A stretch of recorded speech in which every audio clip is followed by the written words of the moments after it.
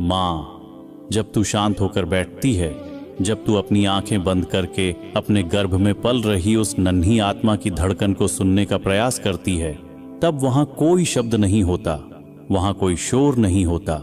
वहां होती है बस एक मौन गहराई। और उसी मौन में जब श्री कृष्ण की वाणी उतरती है, तब वह केवल सुनाई नहीं देती, वह भीतर गूंजती है, हृदय से टकराती है और आत्मा की दीवारों पर कोई दिव्य दीप जला देती है। आज जो तू सुनने जा रही है माँ, वह गीता के वो शब्द नहीं जो किताबों में बंद है।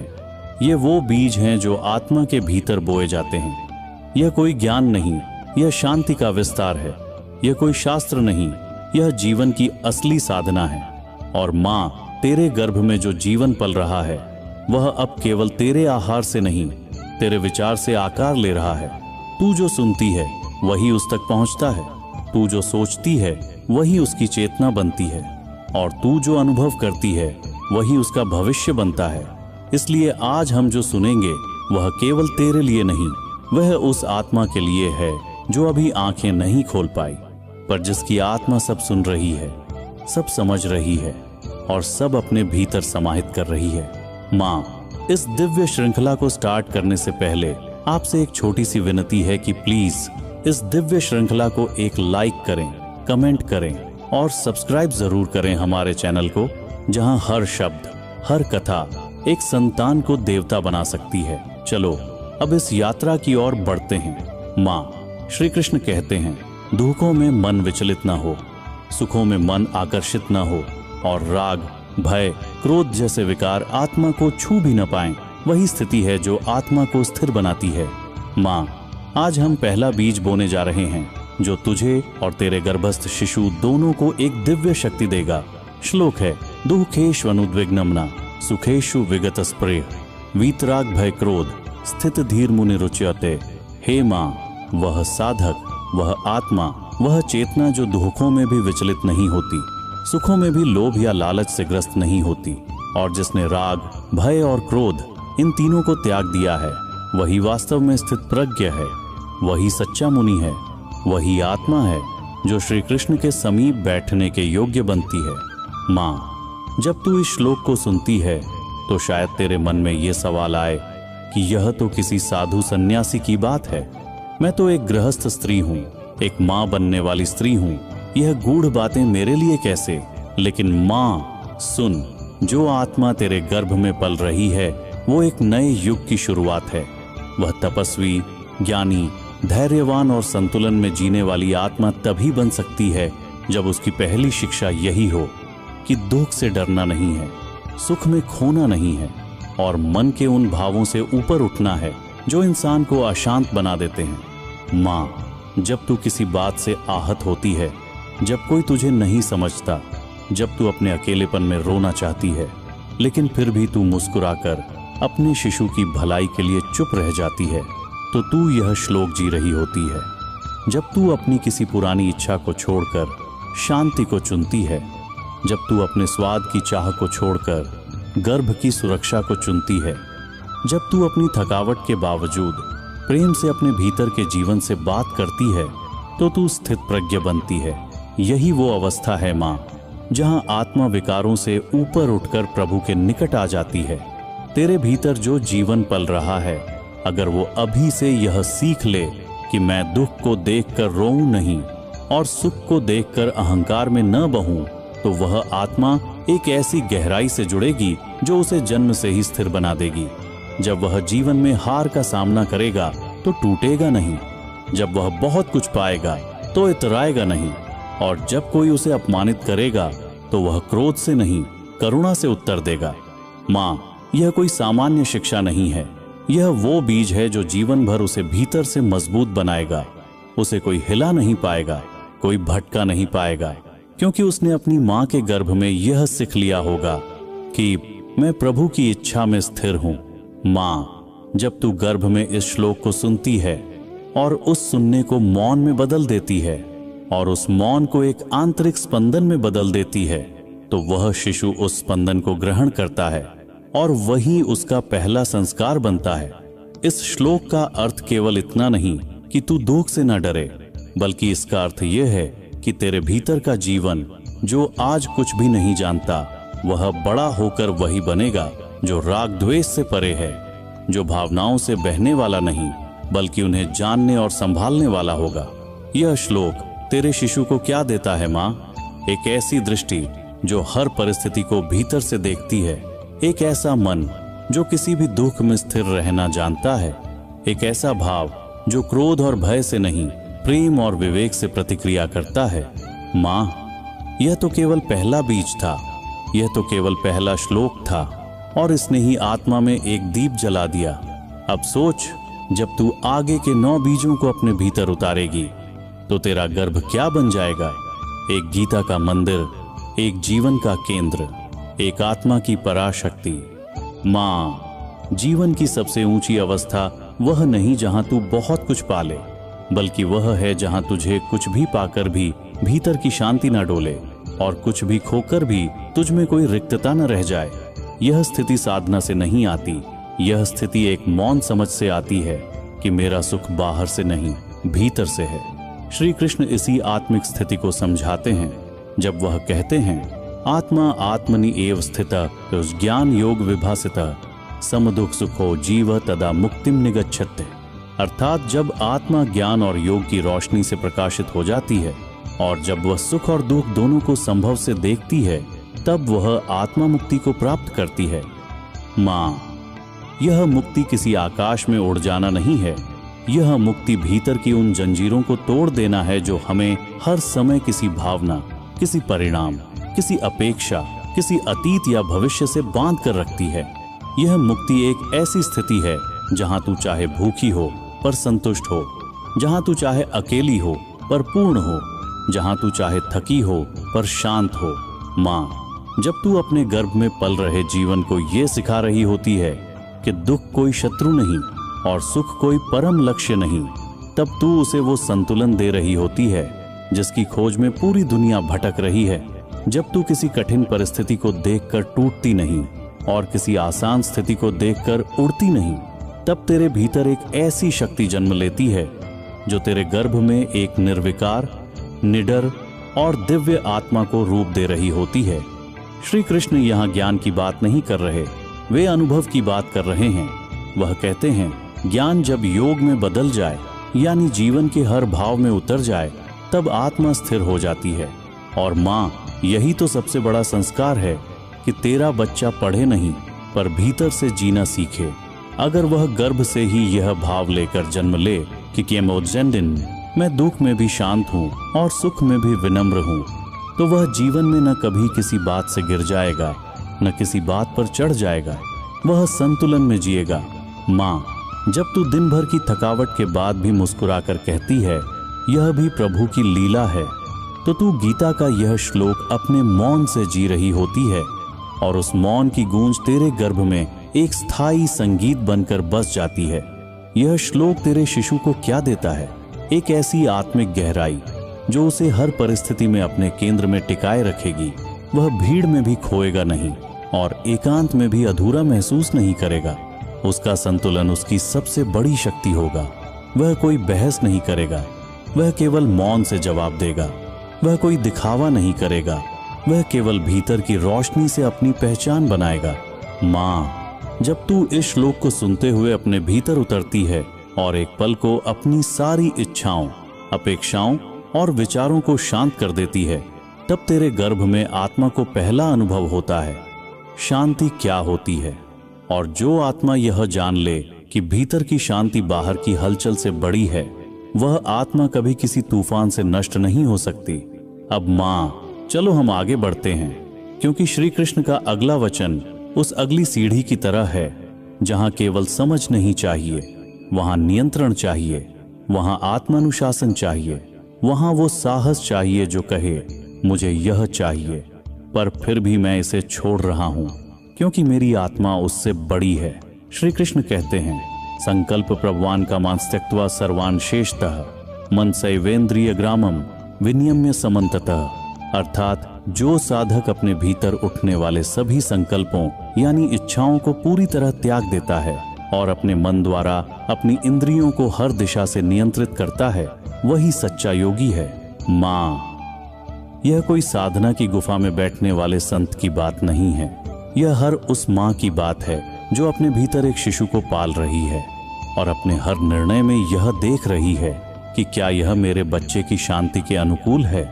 जब तू चाहती है कि कुछ तीखा खा ले लेकिन फिर रुक जाती है, जब तू सोचती है कि एक सीरीज देख लूं देर तक लेकिन फिर निर्णय लेती है कि शांत संगीत सुनूंगी, जब तू लोगों की बातें सुनकर घबरा जाती है लेकिन फिर मन से कहती है नहीं, मुझे शांत रहना है, तो तू वही कर रही होती है जो श्री कृष्ण इस श्लोक में कह रहे हैं। माँ, इच्छाएं पाप नहीं हैं, वे तो आती ही हैं, लेकिन उन्हें बिना परखे मान लेना यह कमजोरी है।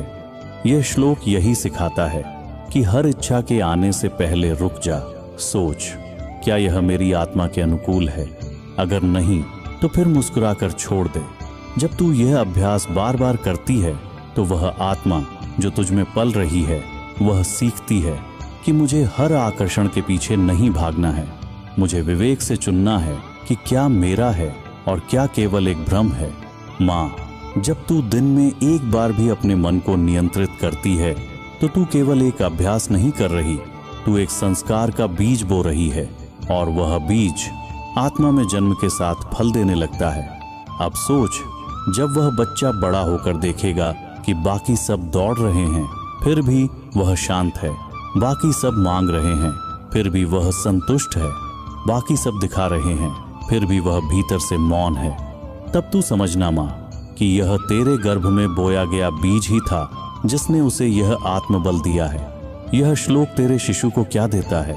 एक ऐसी बुद्धि जो हर इच्छा को पहचान सकती है, एक ऐसा मन जो हर इंद्रिय को प्रेम से, नियंत्रण से, ध्यान से चला सकता है, एक ऐसा हृदय जो यह जानता है कि भीतर की आजवादी बाहर की सारी चीजों से बड़ी है। माँ, तू जो कर रही है वह केवल एक जीवन को जन्म देना नहीं, तू एक युग की चेतना को आकार दे रही है। और जब तू श्री कृष्ण के इन वचनों को सुनकर अपने भीतर उतारती है तब वह शिशु जो कुछ भी नहीं जानता वह सबसे ऊंचे ज्ञान को सबसे पहली सांस से जीने के लिए तैयार हो जाता है। यही तो गर्भ संस्कार है, यही तो असली योग है, यही तो श्री कृष्ण की वाणी की वह अनमोल संपत्ति है जिसे सुनना नहीं जीना होता है। माँ, जब तू एक शांत कोने में बैठकर अपनी सांसों की गति को महसूस करती है और अपने भीतर उस मौन को सुनने लगती है जो बाहर की दुनिया से परे है, तब वही क्षण श्री कृष्ण की वाणी को ग्रहण करने का होता है। उस मौन में न कोई विचार होता है, न कोई इच्छा, वहां होती है केवल उपस्थिति तेरी, तेरे शिशु की और प्रभु की। और जब यह तीनों एक साथ मौन में मिल जाते हैं तब जो उतरता है वह कोई मंत्र नहीं, वह जीवन की सबसे गहरी साधना बन जाता है।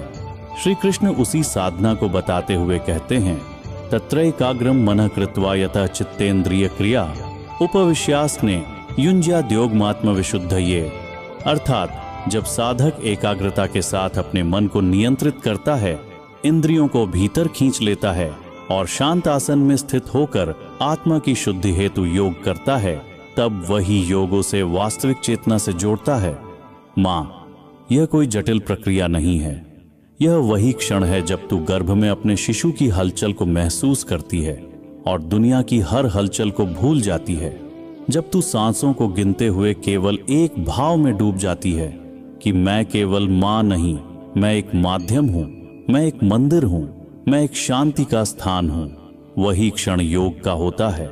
इस श्लोक का सार यही है कि जब तू अपने मन को एक जगह लाकर बैठाती है, जब तू हर दिशा में दौड़ते हुए विचारों को रोककर केवल उस एक छोटे से जीवन पर टिकाती है जो तेरे भीतर धड़क रहा है, तब तू आत्मविशुद्धि की ओर चल पड़ती है। यह कोई बड़ी साधना नहीं माँ, यह केवल छोटा सा अभ्यास है, लेकिन यही अभ्यास गर्भ में पल रही आत्मा के लिए पहला ध्यान बन जाता है। और जो आत्मा गर्भ में ध्यान से जुड़ जाए वह जन्म से पहले ही आत्मा की भाषा समझने लगती है। माँ, एकाग्रता कोई बाहरी प्रशिक्षण नहीं है, वह एक माँ की श्रद्धा से जन्म लेती है। जब तू भोजन करते हुए केवल खिचड़ी नहीं खा रही होती, तू सोचती है कि यह मेरे गर्भ की आत्मा के लिए है, यह उसके शरीर का निर्माण कर रही है, तब वही भाव तेरा ध्यान बन जाता है। जब तू किसी शोर से दूर बैठकर केवल एक हल्की संगीत लहर सुनती है और आंखें बंद करके उसमें समा जाती है, तब तू योग नहीं कर रही, तू आत्मा को शुद्ध कर रही है। माँ, यह श्लोक तेरे शिशु को क्या देता है? एक ऐसी आदत जो उसे जीवन भर भीतर लौटने का रास्ता देती है।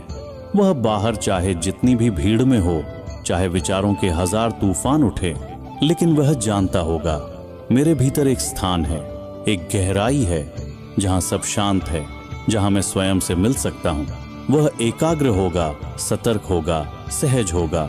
वह बाहरी सफलता के पीछे नहीं दौड़ेगा, वह भीतर के संतुलन की खोज करेगा।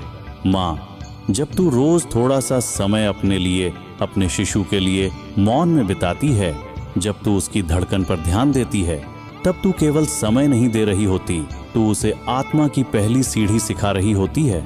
श्री कृष्ण कहते हैं, जब मन, इंद्रियां और चित्त एक जगह टिक जाएं और योग का केंद्र केवल आत्मा की शुद्धि हो, तब जीवन बदलने लगता है। अब सोच माँ, अगर तेरा शिशु गर्भ में ही यह अभ्यास ग्रहण कर ले तो उसका जन्म साधारण नहीं, वह दिव्य जागृति का आरंभ होगा।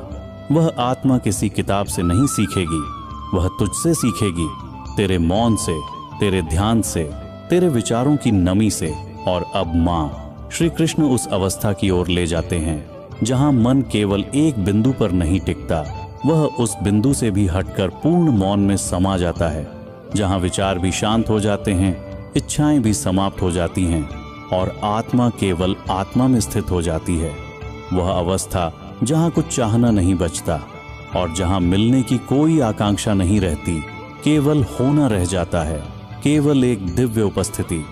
श्री कृष्ण कहते हैं, यदा विनियतम चित्तमात्मन्येवावतिष्ठते नितर्स्पृह सर्वकामेभ्यो युक्त इत्युच्यते तदा। अर्थात जब साधक का चित्त पूरी तरह नियंत्रित होकर आत्मा में स्थिर हो जाता है और वह सभी कामनाओं से मुक्त हो जाता है, तब उसे सच्चा योगी कहा जाता है।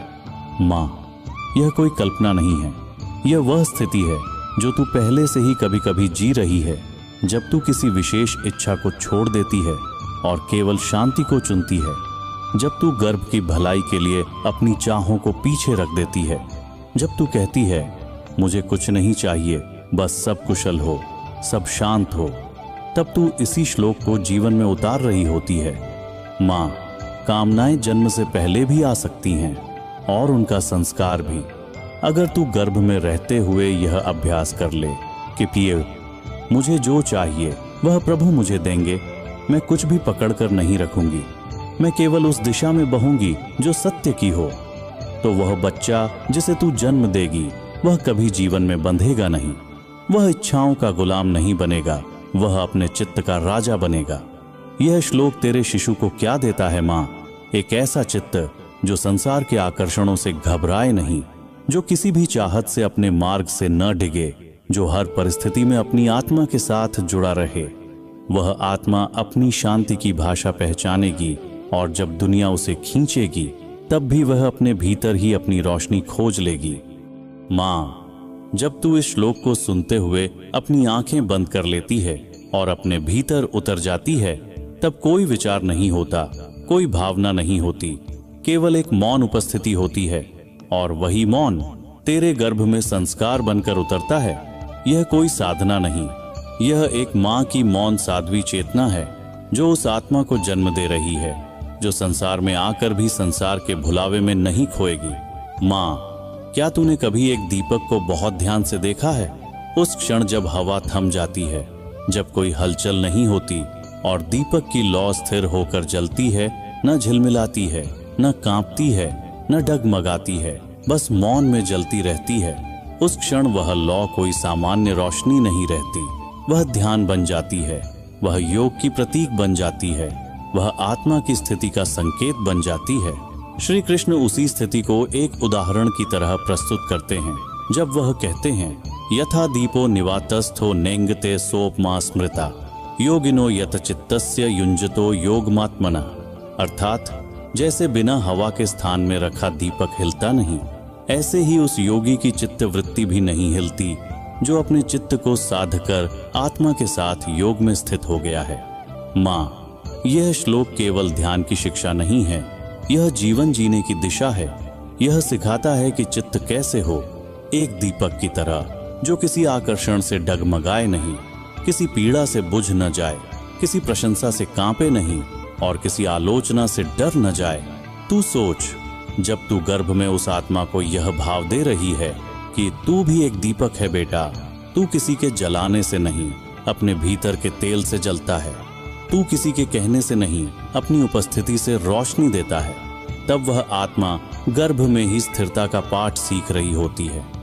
माँ, जब तू दिन भर की उलझनों के बाद बैठती है और अपनी सांसों की गति पर ध्यान देती है और एक पल को बस वहां ठहर जाती है, तो वह ठहराव तुझ में एक ऐसी तरंग बनाता है जो तेरे गर्भ में आत्मा के चित्त को स्थिर करती है। और जब वह आत्मा चित्त की स्थिरता सीख जाती है, तब वह बाहर की दुनिया की कोई भी हवा हो उसमें हिलती नहीं, वह स्थिर रहती है, जली रहती है, दीपक की तरह, मौन की तरह। यह श्लोक तेरे शिशु को क्या देता है माँ?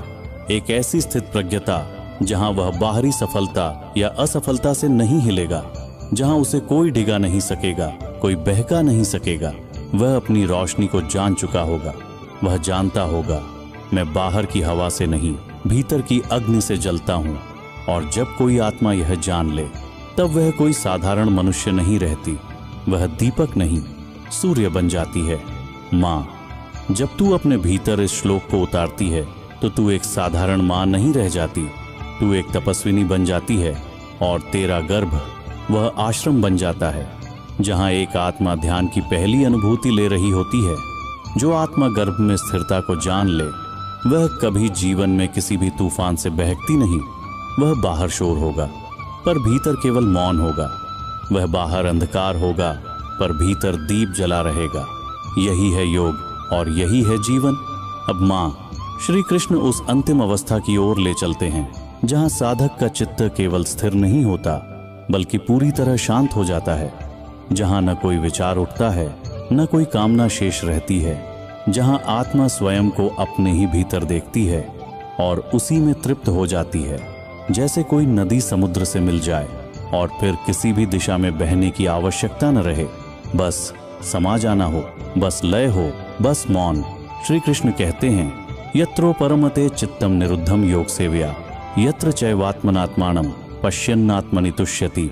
अर्थात जब साधक का चित्त पूर्णतः शांत हो जाता है, जब योगाभ्यास से मन की सभी गतिविधियां रुक जाती हैं और आत्मा स्वयं को अपने भीतर देखती है, तब वह आत्मा पूर्ण तृप्ति का अनुभव करती है। माँ, क्या तूने कभी एक ऐसा क्षण अनुभव किया है जब तुझे कुछ भी नहीं चाहिए था, ना कोई शब्द, ना कोई स्पर्श, ना कोई उत्तर, बस एक मौन, एक स्पंदन, एक रहस्यपूर्ण संतोष।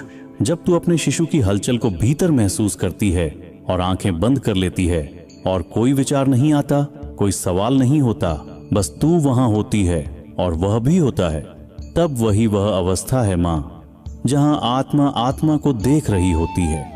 यह श्लोक यही सिखाता है कि सबसे बड़ी तृप्ति बाहर से नहीं, भीतर से आती है। जब आत्मा स्वयं को अपने भीतर देखती है और वहां पूर्णता पाती है, तब वह खोज समाप्त हो जाती है। तब जीवन कोई तलाश नहीं रह जाता, वह अनुभव बन जाता है। माँ, अगर तेरे गर्भ में पल रही आत्मा यह भाव ले ले कि मुझे स्वयं में ही पूर्णता है, तो वह कभी जीवन में लालसा का शिकार नहीं बनेगा। वह कभी यह नहीं कहेगा, अगर मुझे ये मिल जाए तो मैं खुश रहूंगा। वह कहेगा, मैं पहले से ही पूर्ण हूं, जो भी आए वह बोनस है और जो भी न आए वह भी ठीक है। और माँ, यह भाव कोई साधारण शिक्षा नहीं है, यह वह अंतिम शिखर है जहां आत्मा को परम शांति का स्वाद मिल जाता है। यह श्लोक तेरे शिशु को क्या देता है? एक ऐसी चेतना जो भीतर की तृप्ति को पहचानती है, जो कभी किसी की तालियों की प्रतीक्षा नहीं करेगी, जो कभी किसी तुलना में खुद को खोएगी नहीं।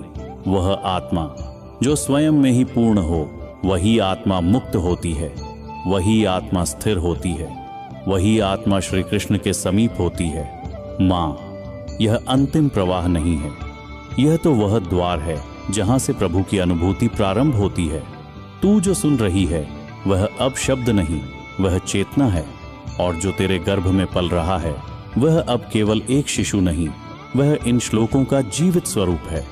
जिस शिशु के गर्भ में ये श्लोकों की गूंज उतरती है वो जीवन भर शांति, बुद्धि और दिव्यता से भरा रहता है। यदि यह ज्ञान आपके मन को छू गया हो तो इसे हर उस मां तक पहुंचाइए जो अपने गर्भ में श्री कृष्ण की वाणी बोना चाहती है। इस दिव्य श्रृंखला को पूरा करने के लिए कृपया लाइक करें, कमेंट करें और सब्सक्राइब जरूर करें हमारे चैनल को, जहां हर शब्द, हर कथा एक संतान को देवता बना सकती है।